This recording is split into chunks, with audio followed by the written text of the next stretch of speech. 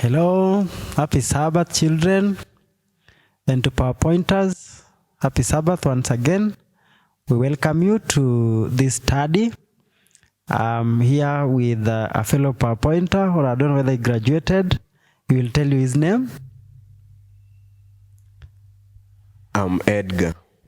Edgar, and my name is Brian. So together with Edgar, we are going to do the study for PowerPointers, and we thank God for this day.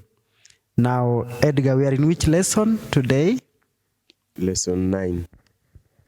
Yes, thank you, Edgar. We are in lesson 9, children.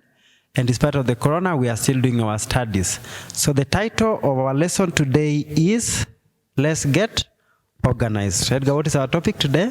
Let's get organized. Yes, thank you, Edgar. We'll do a power text, and I will ask Edgar to read it from 1 Corinthians 14, verse 40.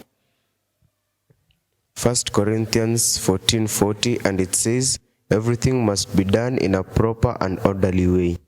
Yes, thank you, Edgar.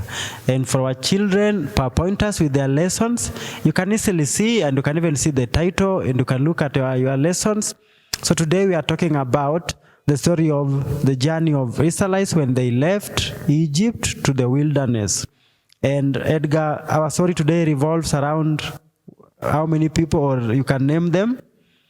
Jethro, We have Jethro, Zipporah, we have Zipporah, Moses, we have Moses, his two sons, the two sons Gershom and the Israel. yes, Gershom and Eleazar, and also the Israelites. So when they left Egypt, PowerPointers, it reached a moment when Moses was handling so many things alone. And God had led them, and God had done so much for them. And so it was time to embrace some organization. And that's why we have our topic, Let's Get Organized. And so each and every time Moses was doing the judging the Israelites himself, they will come and present to him cases upon cases upon cases upon cases. Now God, in his own wisdom, sent someone to help Moses. Who was this? Who was to help Moses? Jethro. Jethro, yes. So when Jethro came and he advised Moses that perhaps you appoint people, and indeed Moses was able to appoint the 70 elders, and these 70 people were to help him in offering judgment. They were to be in charge of the hundreds, thousands, and by doing that, Moses' work was eased, and the people of God were able to access justice, and even some of pieces of advice they were able to access without much hiccups. Now, PowerPointers, like we said, our topic is Let's Get Organized. We want to look at this organization. We all know that the first person who is organized is God. God is an organized being, and God is organized. So once we have looked at the story and the setting, and we have seen organization being embraced by Moses and himself, even us, when we look at our local church, Edgar, do we have any organization in our local church? Yes. Or do we have organization in our church, a Seventh-day Adventist church? Yes. Yes. So from local church, then we go to? From local church, yes, from local church, we have the children ministry. Yes. Then we go to the Pathfinders. Yes. Ambassadors, different departments, youths, yes, and the different departments above. Yes, thank you, Edgar. We have different departments in our church. Even the leadership, we have different types of leadership. We have our elders at the top, then we have departmental leaders. We have those who are leading Adventist women, we have those who are leading Adventist men, we have those who are leading the youths. We have differently, even those who are doing communications, like even the ones who are now helping the church now. So organization has always helped the church in many ways.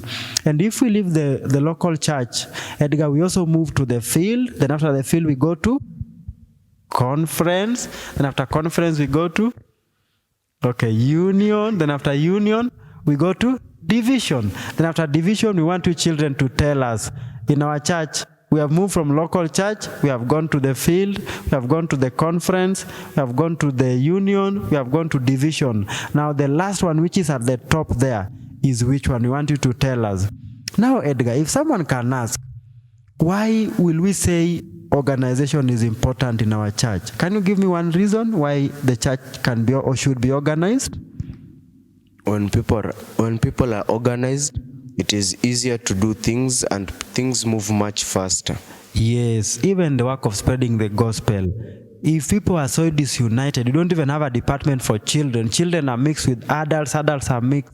It will be very difficult to even move forward in doing God's work. But you can look at our church PowerPointers, you can see how our church is organized. When we have children, they are performing and doing their things. All the fathers and mothers and the youth are listening. When also the Adventist men are singing, all of us are listening. When we are doing building, that is now Adventist men. Adventist women can only perhaps participate in preparing some food. So you can see church organization not only help us ourselves as people are coming to church, but also for the furthering of the gospel. We have aspects of even people venturing out to do the work of God. And we have only mentioned 2 reasons why our church needs to be organized. And so we want you to point us online to also tell us why you think our church needs to be organized. Now, Edgar, even as we finish, I want you to move to the book of Acts chapter 2. The book of Acts chapter 2.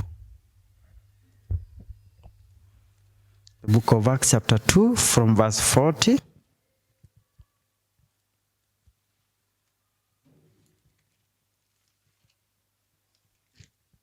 Acts 2. Yes, from verse 41.